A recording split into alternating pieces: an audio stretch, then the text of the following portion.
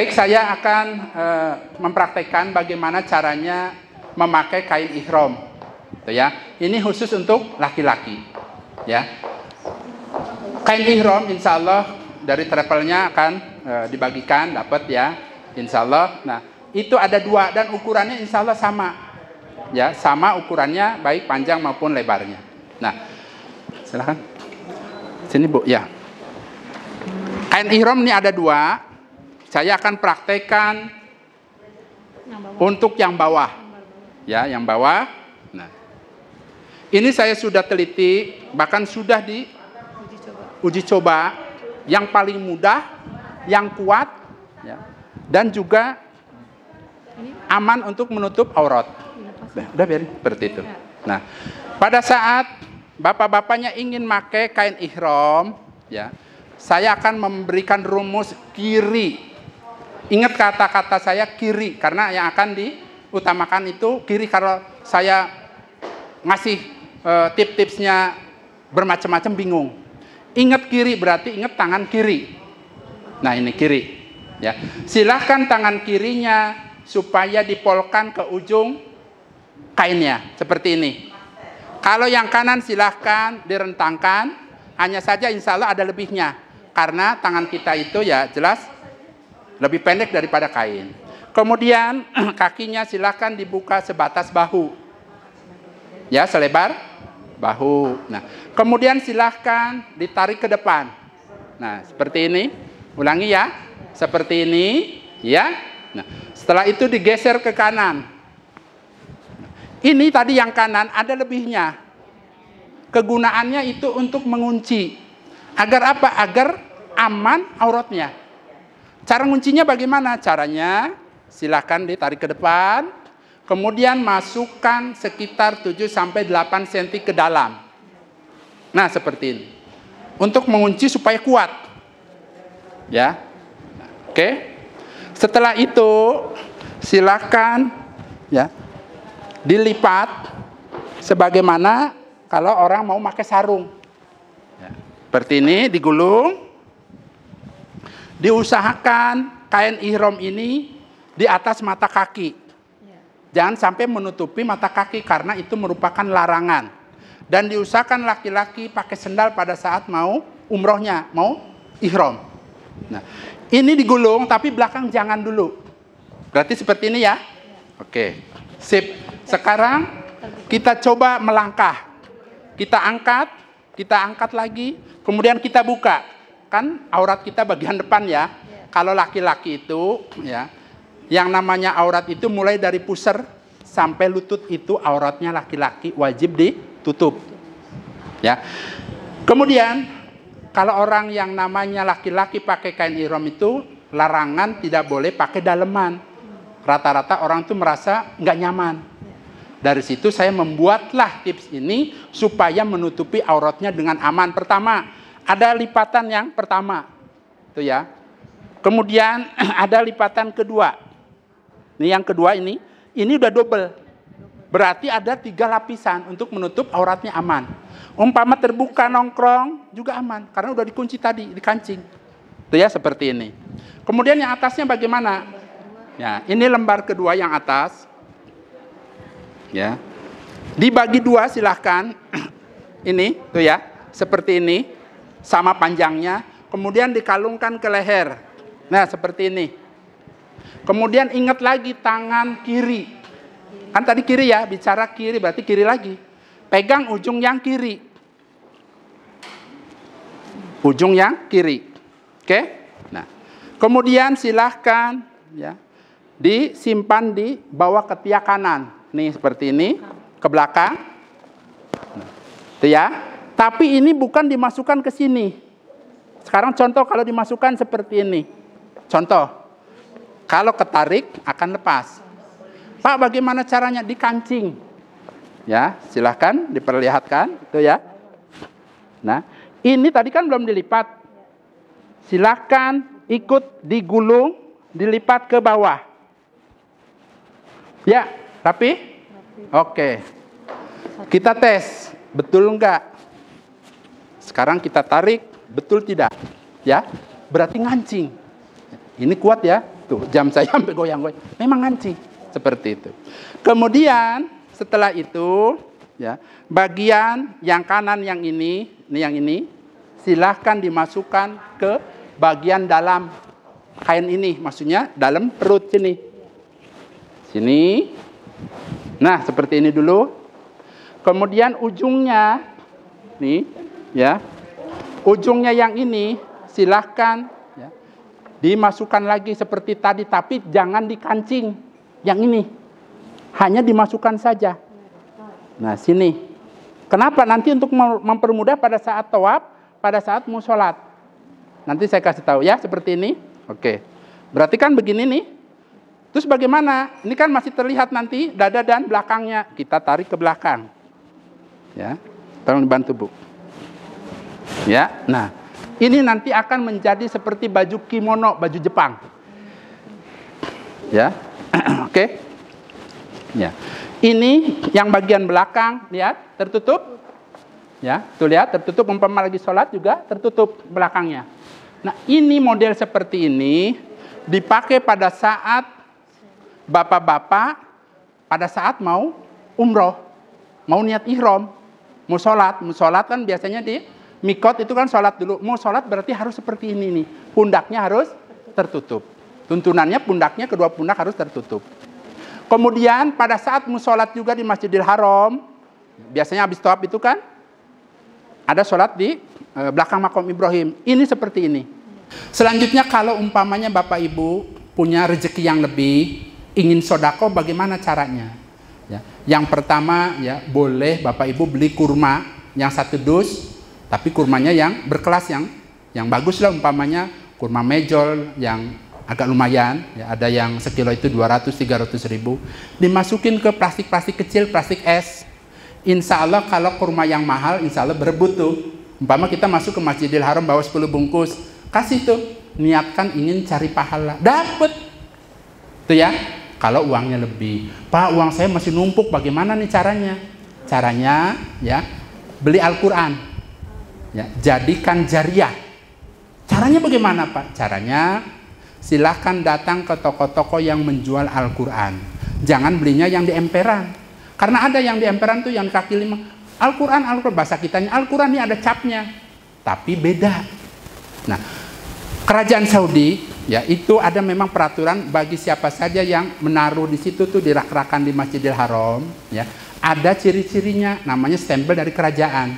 Silahkan Bapak Ibu nanya ke tokonya tuh, ngomong aja Al-Quran wakaf, harganya insya Allah paling murah 50 real sampai sekitar insya Allah 70-80 real.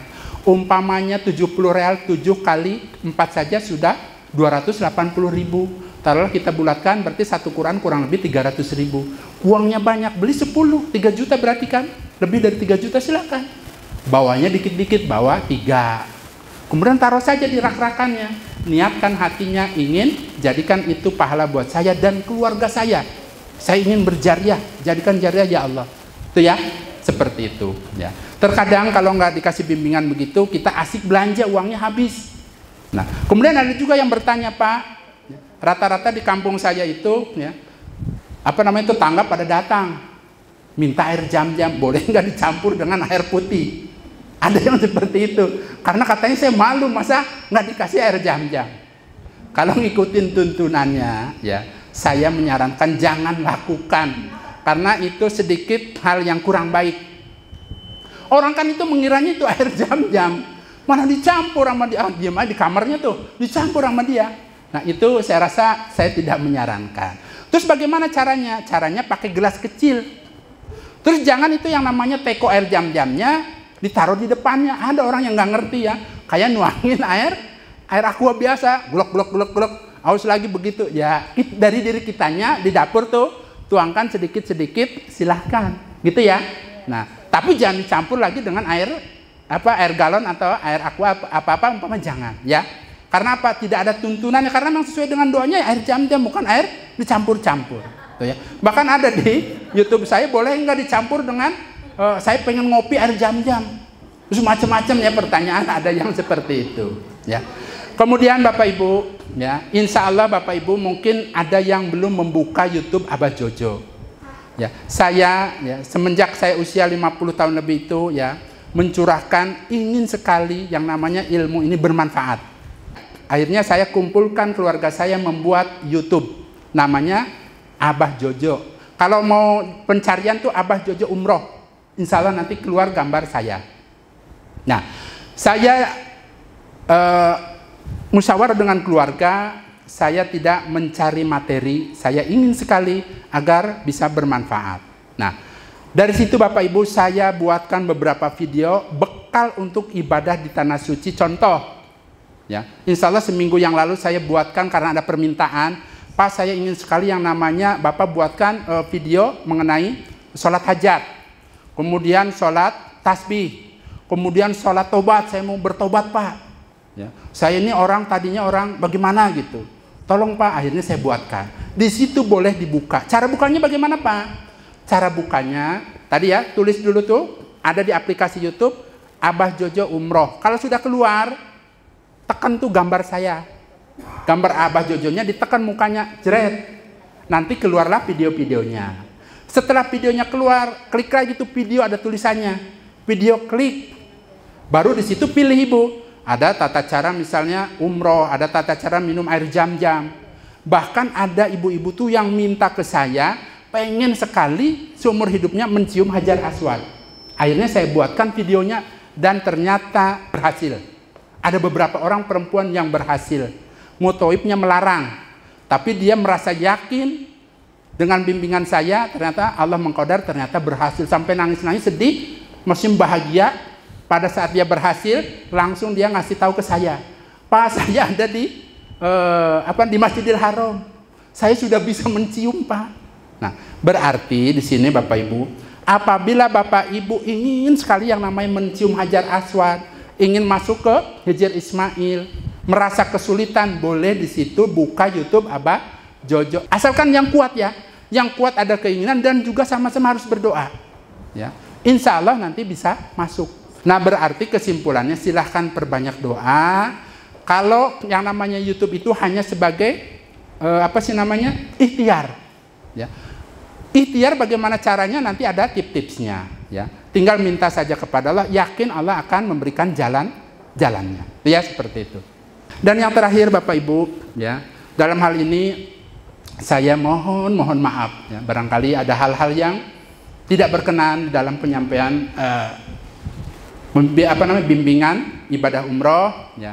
Semata-mata saya mengajarkan ini ya. Pertama saya diundang oleh ibu manajer untuk memberikan beberapa bimbingan ini ya. Yang keduanya saya merasa senang karena apa? Ilmu yang saya miliki ini bermanfaat untuk Bapak Ibu sekalian. Dan buku itu sengaja saya buat sendiri Bapak Ibu. Silahkan dimanfaatkan. Agar apa? Agar saya mendapatkan pahala juga. Silahkan boleh dibawa. Tadi saya sudah minta izin ke ibu manajernya, silahkan Pak boleh. Ya, jadi boleh silahkan dibawa. Nah, namun bukan berarti buku yang dari travel itu tidak boleh dibawa, boleh. Itu kan banyak doa-doanya, silahkan diamalkan boleh. Ya, ini yang saya buat itu adalah hanya untuk mempermudah saja. Itu ya seperti itu. Nah, kemudian juga ya kita ini hanya sebagai calon, belum sampai selesai umrohnya. Ya, silahkan perbanyak doa. Doa minta supaya dipanggil oleh Allah. Ada di halaman berapa itu? Ya. Jadi Allahumma baligna makata dan seterusnya ada. Silahkan sering-seringlah dibaca. Ya. Sedikit saya testimoni ya. Pada saat waktu itu insya Allah sekitar tahun 2000, berarti 22 tahun yang lalu ya. Saya punya sahabat bilang, Pak mau haji mau umroh, mau nggak saya kasih ilmunya, tapi diamalkan. Nah itu doanya. Insya Allah halaman berapa Bu? Halaman 19. Ya. Halaman 22. Allahumma baligna makata wal madinata wa arafata, ya, warjuknal hajal mabrur dan seterusnya. Itu dibaca terus, hatinya tuh jadi kepengen. Tapi dibaca terus setelah selesai sholat. Ternyata Bapak Ibu saya nggak punya uang. Zaman dulu ada yang namanya koran pos kota. Ada tulisan 4 hari lagi ditutup haji. Tiba-tiba jalannya tuh pengen ngejual macam-macam, lah saya jual-jualin aja, pengen haji.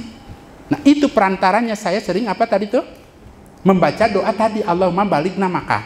Ya, silahkan diamalkan. Agar apa? Agar Bapak Ibu betul-betul bukan hanya sebagai calon, tapi langsung menjadi tamunya Allah. Kemudian Pak, ada nggak doanya setelah selesai umroh supaya bisa balik lagi? Ada di halaman berapa Bu? Sudah saya buatkan di situ. Doa agar bisa kembali dipanggil oleh Allah.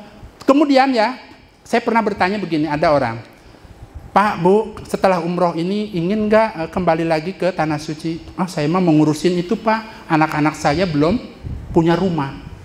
Saya sangat menyarankan, ya, hatinya itu boleh kita berpikiran memikirkan keluarga atau anak.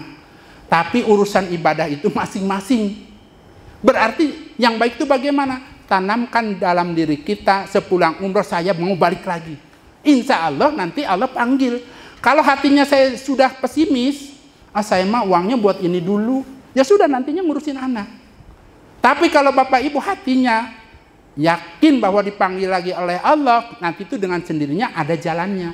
Sambil ngurusin anak, nanti anaknya juga umpama bisa kebeli rumah, tapi tetap nanti bisa umroh lagi, bisa haji lagi.